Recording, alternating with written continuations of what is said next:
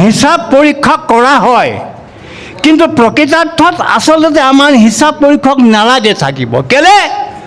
ভগৱন্তৰ ভকতৰ কাৰণে আগবঢ়াই দিয়া পইচা কোনোবাই খাব পাৰে নেকি?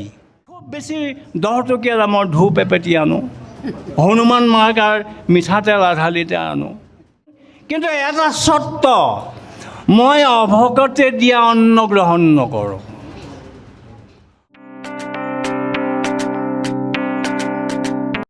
আমাৰ বিষয়বস্তু ওলাইছে কৃষ্ণৰ বিপ্ৰ দামোদৰ আখ্যান।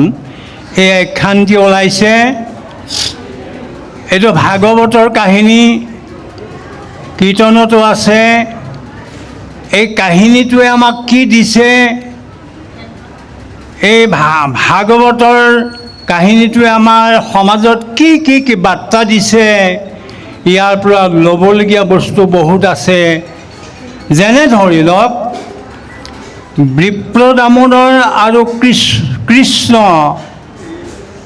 সুহৃদ মিত্ৰ বান্ধৱ দোলেৰে বান্ধ খাই আছিল, আৰু যিহেতু বান্ধৱ হৈও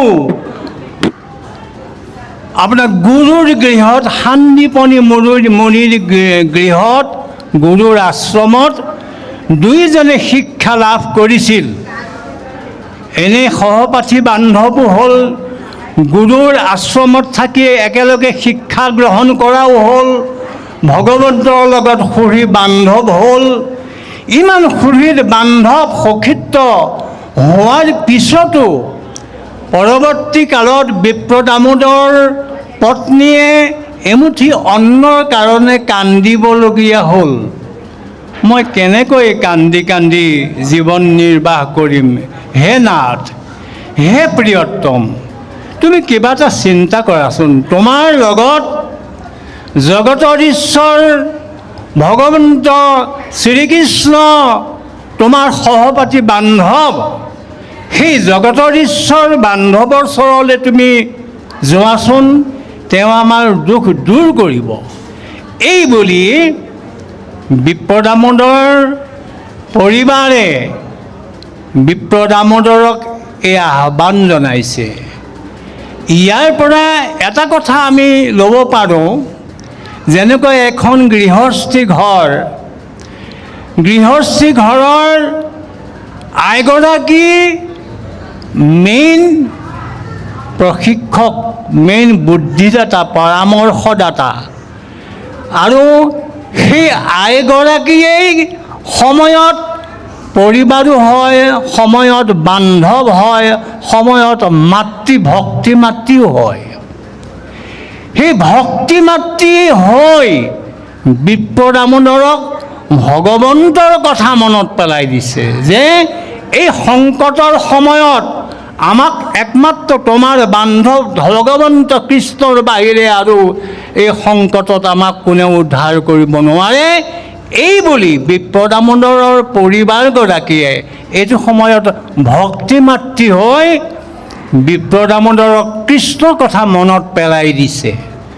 গতিকে ইয়াৰ পৰা আমাৰ ল'বলগীয়া আমি এইটোৱেই যে আমি এখন গৃহস্থী বসবাস কৰি থাকোঁতে আমাৰ পুত্ৰ কন্যা স্বামী দেৱৰ শহু ননন এই সমস্তবিলাক আমি লৈ এখন গৃহস্থী নিৰ্মাণ কৰি ঈশ্বৰক চিন্তন কৰি আমি যদি ভালভাৱে আমি যদি ভগৱন্তৰ চিন্তন কথা মনত ৰাখি ভগৱন্তৰ প্ৰতি সদিচ্ছা সখীত্ব ভাৱ কৰি ঈশ্বৰক চিন্তা কৰোঁ, বা ঘৰখনৰ লক্ষ্মী আইগৰাকীয়ে যদি ঈশ্বৰৰ কথা খাওঁতে শুওঁতে উঠোঁতে বহোঁতে পুৱা গধূলি যে আপোনালোকে প্ৰাৰ্থনা কৰিবলৈ যাওক, এইটো সময়ত প্ৰাৰ্থনা কৰিব হ'ল, খাই বৈ আনন্দ উৎসৱ কৰিলে,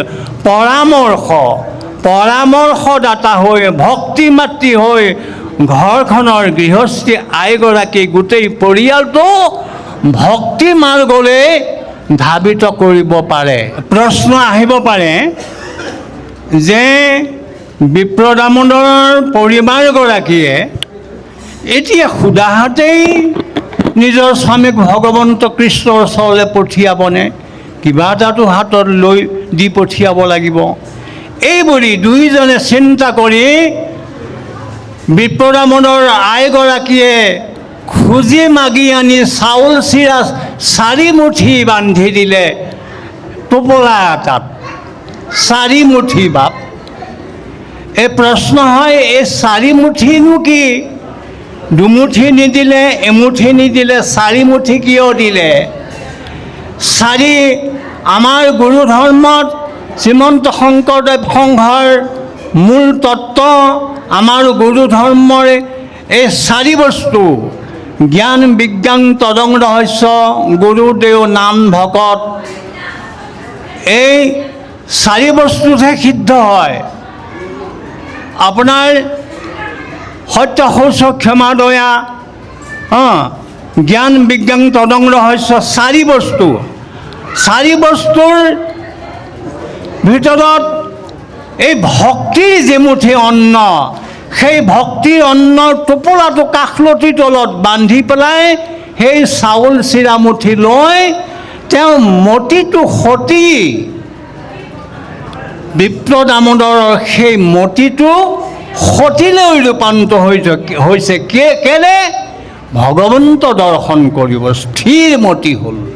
স্থিৰ মতি লৈ সেই বিচাৰি দিয়া চাউল চিৰা 4 মুঠি কাষলতিৰ তলত টোপোলাটো বান্ধি লৈ ভগৱন্তৰ কাৰণে তেওঁ গমন কৰিলে। ইয়াতে এটা এই বিপ্ৰদামোদৰৰ যে ইমান দৰিদ্ৰতা, আচলতে আমাৰ প্ৰশ্নটো এইটো আছিলে যে ভগৱন্তৰ লগত বান্ধৱ, একেলগে শিক্ষা দীক্ষা লোৱা, ইমান তেওঁৰ দৰিদ্ৰতা কেনেকৈ আহিল? প্ৰশ্ন আহিব পাৰে এইটো যে ভগৱন্তৰ সুহৃদ বান্ধৱৰ ইমান দৰিদ্ৰতা অহাটো আচলতে কেনেকৈ আহিবলৈ পালে? এইটো ইয়াত নিজৰ কৰ্মফল আহি গ'ল। কৰ্মফলৰ কাৰণে বিপ্ৰদামোদৰৰ এই দৰিদ্ৰতাটো নামি আহিল। এইটো আপোনালোকে নিশ্চয় কাহিনীটো জানে বা শুনিছে। এইটো টিভিটো দিছে, টিভিত দিয়াটো সুদামা দেখুৱাইছে, সুদামা। গতিকে যেতিয়া বিপ্ৰদামোদৰ শান্তিপনী মুনিৰ আশ্ৰমত থাকোঁতে, গুৰুৰ আশ্ৰমত শিক্ষা দীক্ষা গ্ৰহণ কৰি থাকোঁতে এদিন গুৰুৱে নিৰ্দেশ দিলে যে সুদামা আৰু কৃষ্ণৰ পাল পৰিল সেইদিনাখন খৰি লুৰিবলৈ।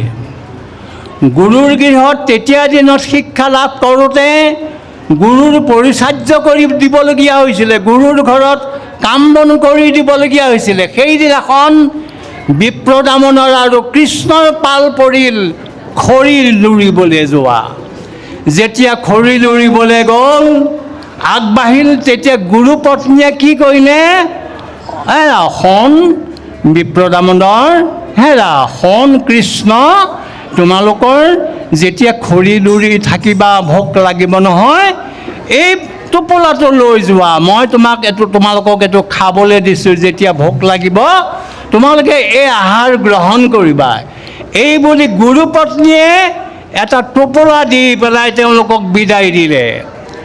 যেতিয়া কৃষ্ণ বিপ্ৰদামোদৰে অৰণ্যত, গভীৰ অৰণ্যত খৰি লুৰি থাকোঁতে সন্ধিয়া সময় হ'ল, ধাৰাসাৰ দুৰ্যোগ বিপদ আহিলে, ধাৰাসাৰ বৰষুণ বতাহ, শিল বৰষুণ আহিল, চাৰিওফালে কেনি যাব নোৱাৰি।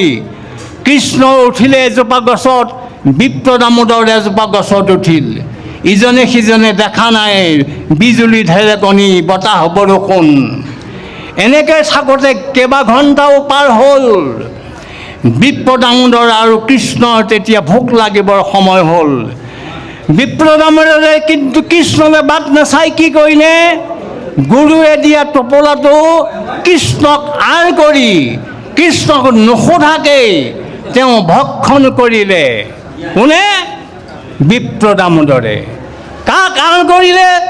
জগতৰ ঈশ্বৰ ভগৱন্তক আঁৰ কৰি, জগতৰ ঈশ্বৰ ভগৱন্ত কৃষ্ণক নোসোধাকে, অনুমোদন নোহোৱাকৈ গুৰুপত্নীয়ে দিয়া সেই প্ৰসাদ গ্ৰহণ কৰি নিজৰ বিপদ নিজেই মাতি আনিলে। গোটেই জীৱনৰ কাৰণে দৰিদ্ৰতাটো নিজেই মাতি আনিলে। অৰ্থাৎ ভগৱন্তক যিজনে ফাঁকি দিব পাৰে, ভগৱন্তক আঁৰ কৰি যিজনে খাদ্য গ্ৰহণ কৰিব পাৰে, সেইজনৰ কৰ্মফল পৰৱৰ্তী বিপ্ৰদামোদৰে নিজেই নিজৰ কৰ্মফল ভোগ কৰিবলগীয়া হয়। এই কথাটোত বা আমাৰ সমাজত কিছুমান বাৰ্তা ল'বলগীয়া আছে ইয়াত। যেনেকৈ আমাৰ এই বৈকুণ্ঠ কলিৰ যুগত দ্বিতীয় বৈকুণ্ঠ হৈছে নামঘৰ, আমাৰ সাংস্কৃতিক কেন্দ্ৰ, য'ত ৰাসলীলা হয়, য'ত বৈকুণ্ঠৰ পৰম ৰাসলীলা হয়, য'ত দ্বিতীয় বৈকুণ্ঠত ভাওনা হয়, য'ত বন্তি জ্বলে। তাৰো যদি কেতিয়াবা কোনোবাই জ্ঞান নাইকিয়া, জ্ঞান শূন্য হৈ 2-4 পইচা ইয়াৰ পৰা আত্মসাৎ কৰা মানুহ আছে, নিশ্চয় আছে, নিশ্চয় আমি শুনিছোঁ। আমাৰ দ্বিতীয় বৈকুণ্ঠ কলিৰ যুগত য'ত মহাৰাসলীলা হৈছে, সেই তাত যি পইচা গোট খাইছে, সেই তাৰ পইচাও সৰলুকি হয়। গতিকে নিজৰ বিপদ নিজে কিয় মাতি নানে জানো? সেয়াই বিপদ। এই দ্বিতীয় বৈকুণ্ঠৰ অৰিহণা, তেল বন্তিৰ খৰচা যদি কোনোবাই সৰলুকি কৰিবলৈ মনত ধাৰণা হৈছে, নিজৰ বিপদ নিজেই মাতি আনিছে। আশা কৰোঁ এই কৰ্তব্যবিলাক সদায় মনত থাকিব যে ভগৱন্তৰে যি বস্তু অৰ্পণা কৰা হয় তাত কেতিয়াও কোনেও, আচলতে আমাৰ সমাজবিলাক কি হয়, শ্ৰীমন্ত শংকৰদেৱ সংঘৰো প্ৰাথমিক জিলাৰ মূলতো আমাৰ হিচাপ পৰীক্ষক আছে, হিচাপ পৰীক্ষা কৰা হয়। কিন্তু প্ৰকৃতাৰ্থত আচলতে আমাৰ হিচাপ পৰীক্ষক নালাগে থাকিব। কেলে? ভগৱন্তৰ ভকতৰ কাৰণে আগবঢ়াই দিয়া পইচা কোনোবাই খাব পাৰে নেকি?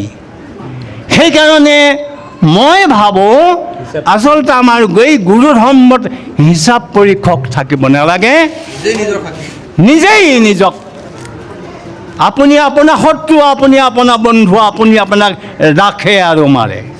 গতিকে বিপ্ৰদামোদৰ কাহিনীটোৰ পৰা আমাৰ এই বাৰ্তাবিলাক আমি ল'বলগীয়া বহুত আছে। ষোড়শ হাজাৰ আৱাস প্ৰকাশে বৈকুণ্ঠপুৰ সমান, যদুগণ জাত পঢ়িবে নপাৱে কৃষ্ণৰ ৰহস্য স্থান। তাৰ এক গৃহে পঢ়িল ব্ৰাহ্মণ, কেহুৱে বাধন্তা নাই। শব্যা ভাজ্যা সমে সোণাৰ ঘাটত, সুতিয়া যদুৰাই। মিত্ৰক দেখিয়া ভাৰ্যাক এৰিয়া, উঠিয়া হিয়াঠে বেঠে। দুই হাতে সাৱটি ধৰিলাই আনন্দে, তিনিও লোকৰ নাথে। বাপাই সমস্ত বিপ্ৰদামোদৰ গৈ গৈ 3খন প্ৰথমতে দুৱাৰ পাৰ হৈছে। এই 3 দুৱাৰ হৈছে কি? কাম ক্ৰোধ লোভ আপোনা নাশ জানি কৰা পৰিহাৰ। কাম ক্ৰোধ লোভ এই 3খন দুৱাৰ পাৰ হৈ গৈ গৈ 7ম দুৱাৰ পালেগৈ। 7ম দুৱাৰত এই আপোনাৰ টিভিতে 2টা সুদামা দেখুৱাইছে। এটা মনৰ সুদামাতে কৈছে, এই সুদামা কিয়া ফাইদা হে, লজ্জা হৈছে? ঐ সুদামা কি লাভ হ'ব? মনৰ সুদামাটোৱে কৈছে। 7ম দুৱাৰ পালেগৈ আৰু মাত্ৰ অকণমান ভগৱন্তক পাবৰ কাৰণে অকণমান অপেক্ষা কৰিব লাগে। তেতিয়া 2টা সুদামা দেখুৱাইছে। মনৰ সুদামাটোৱে কৈছে, ऐ खुदामा क्या फायदे है লজ্জাও ইহাছে ঐ খুদামা কি লাভ হ'ব তই ঘূৰি যায় ইয়াৰ পৰা। গতিকে শেষান্তৰৰ অৱস্থাটো আমাৰ দুৰাচাৰ মনটোৱে কৃষ্ণক দৰ্শন কৰিবলৈ যোৱাত বাধা দিয়ে। মনেই দুৰাচাৰ, দুৰাচাৰ মন মোৰ ৰামকৃষ্ণ বোল, ঐ দুৰাচাৰ মন ৰামকৃষ্ণ বোল আমি ক'বলগীয়া হয়। গতিকে সেই সপ্তম দুৱাৰ মুখত যেতিয়া মানে তেওঁ পাৰ হওঁ হওঁ অৱস্থাত দুৱৰীয়ে যেতিয়া গৈ ভগৱন্তক ক'লেগৈ যে এনেকুৱা আপোনাৰ এজন ভক্ত আহিছে, তেতিয়া ভগৱন্তই সেই সুদামাৰ কথা শুনি, কাৰণ ভগৱন্তৰ লগত যাৰ মিত্ৰ আছে, যাৰ বান্ধৱ আছে, সেইটো ভংগ নহয়।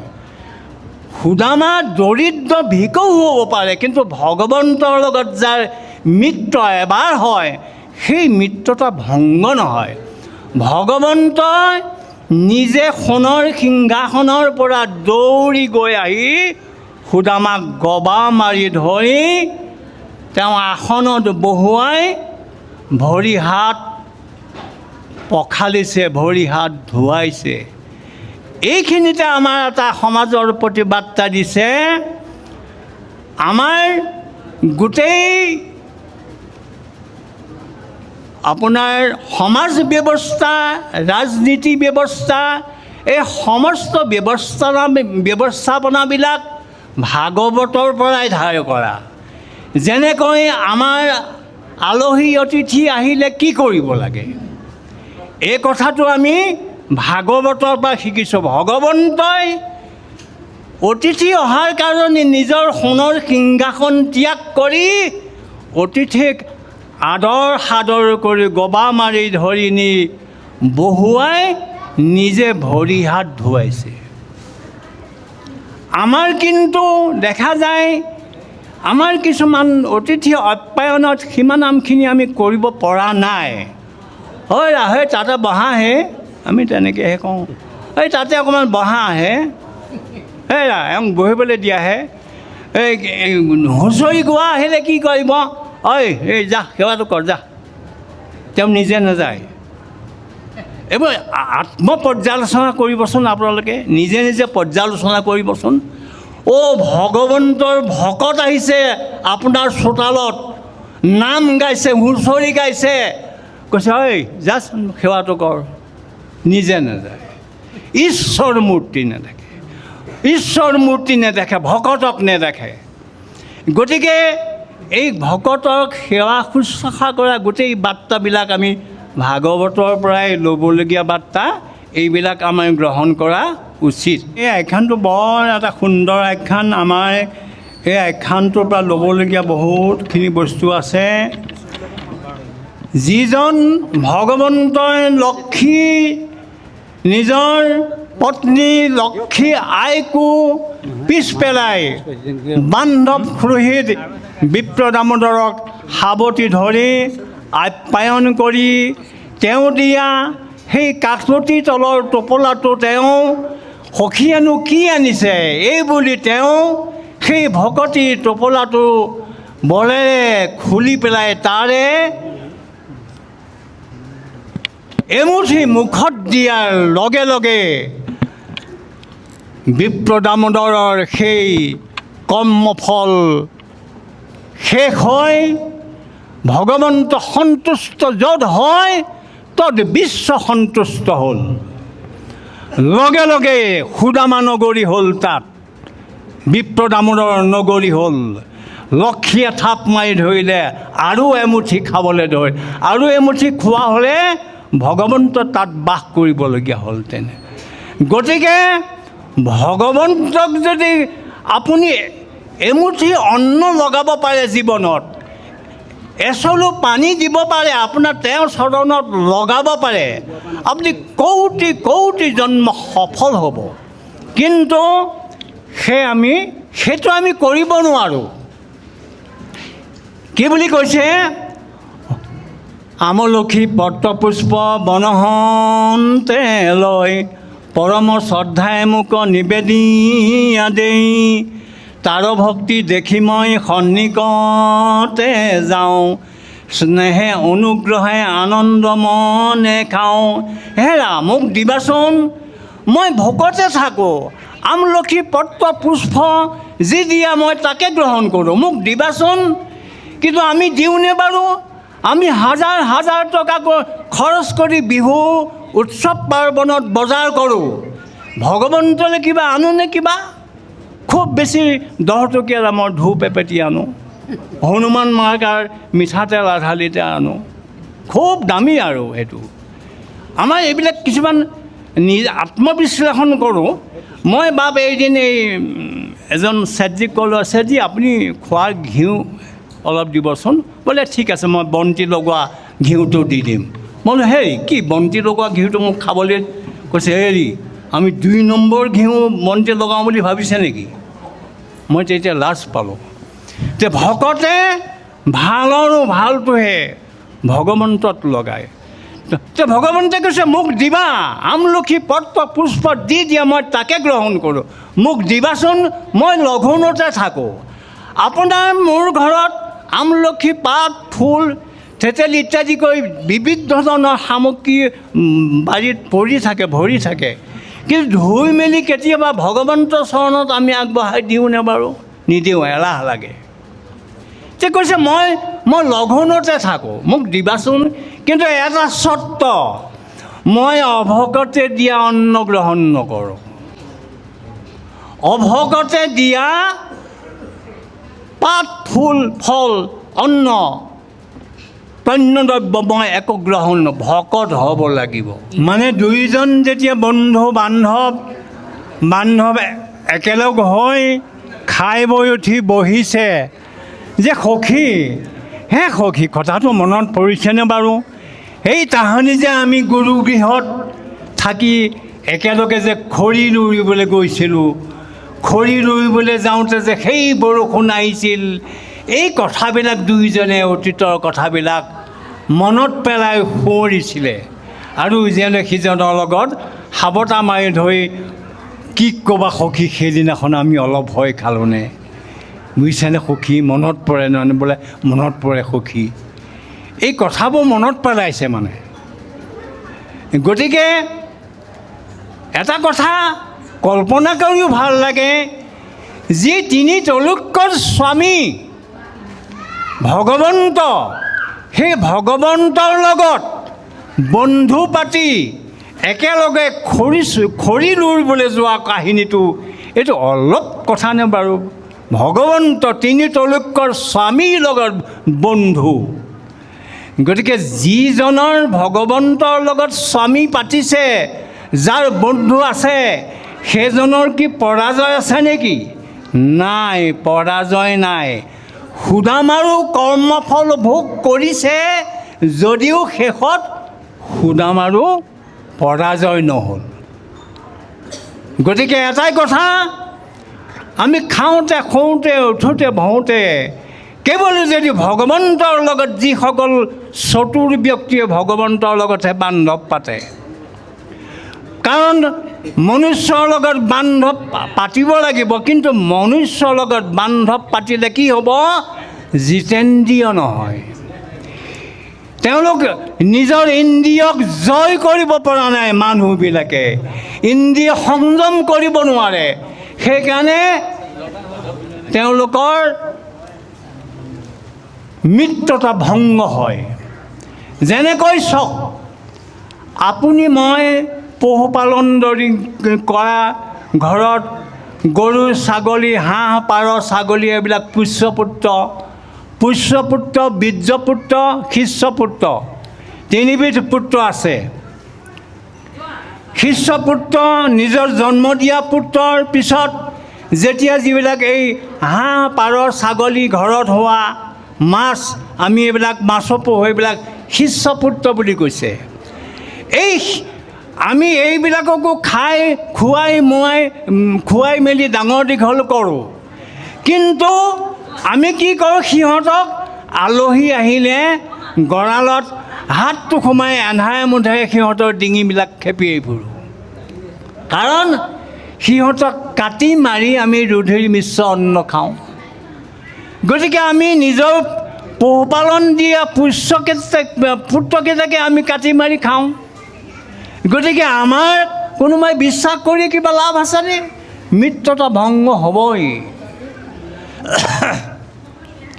সেইকাৰণে কৈছে ভগৱন্তৰ লগত মিত্ৰতা পাতা ভংগ নহয়, যেনেকৈ সুদামাৰ ভংগ নহয়।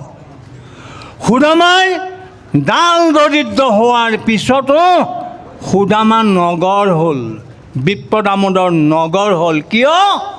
কেৱল তেওঁৰ বন্ধুত্ব সখীত্ব জগত তিনিতলৈকৰ গৰাকী ভগৱন্তৰ লগত সখী।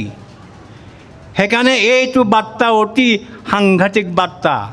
আমি ভগৱন্তৰ লগত সখী পাতিছে কোনে? প্ৰহ্লাদক যিখন যুদ্ধ পাহাৰৰ পৰা পেলালে, হাতীয়ে গছকালে, জুইত নিক্ষেপ কৰিলে, সাপে দংশালে, কিন্তু তেওঁ এডাল নোম লৰাব নোৱাৰে। কিয়? তেওঁ বান্ধৱ আছে ভগৱন্তৰ লগত। দ্ৰৌপদীক বিবেচনা কৰিবলৈ ৰাজ সভাৰ মাজত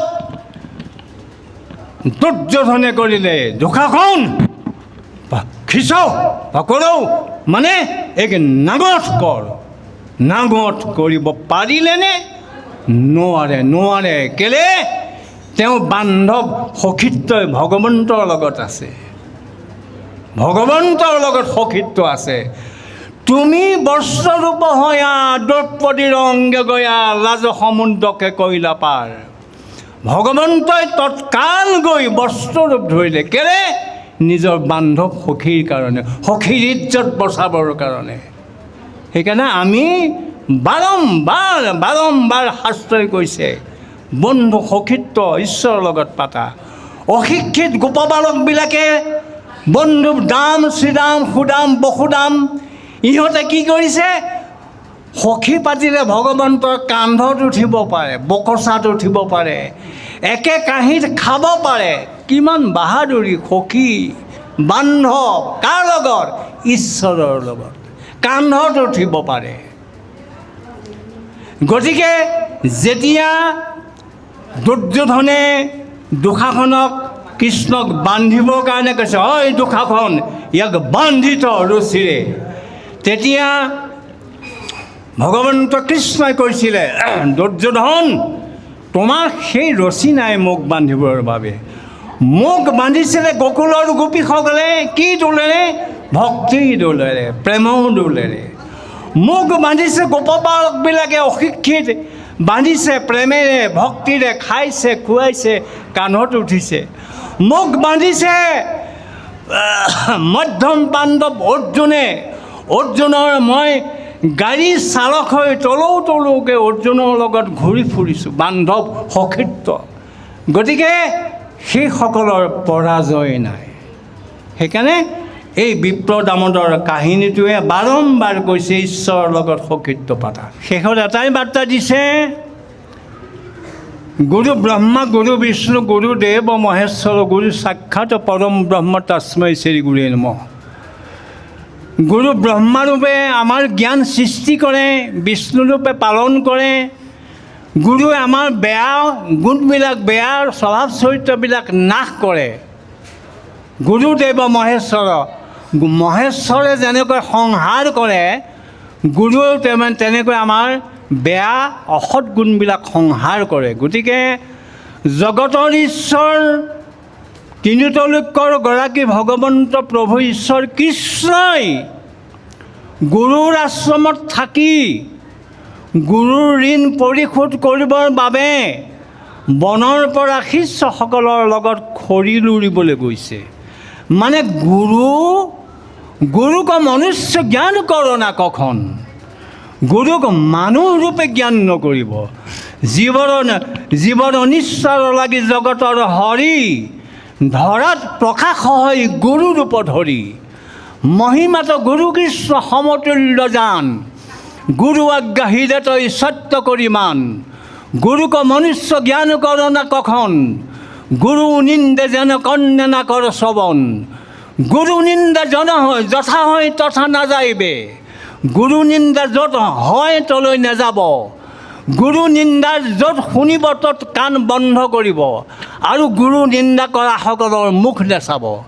গতিকে জগতৰ ঈশ্বৰ তিনি তলৈকৰ গৰাকী কৃষ্ণই গুৰুৰ গৃহত থাকি গুৰুৰ ঋণ পৰিশোধ কৰিবৰ বাবে বনৰ পৰা খৰি লুৰিবলৈ গৈ গুৰুৰ ঋণ পৰিশোধ কৰিবলৈ যোৱাটো আমাৰ ইয়াত গুৰুক সৰ্বশ্ৰেষ্ঠ আসনত প্ৰতিষ্ঠা কৰি দেখুৱাইছে। এইখিনিকে কৈ আজিৰ আধ্যায়টো সমাপ্ত হ'ল বুলি ঘোষণা দিছোঁ। কৃষ্ণ। কিমতে ভকতি কৰিব তোমাত হৰি হৰি হৰি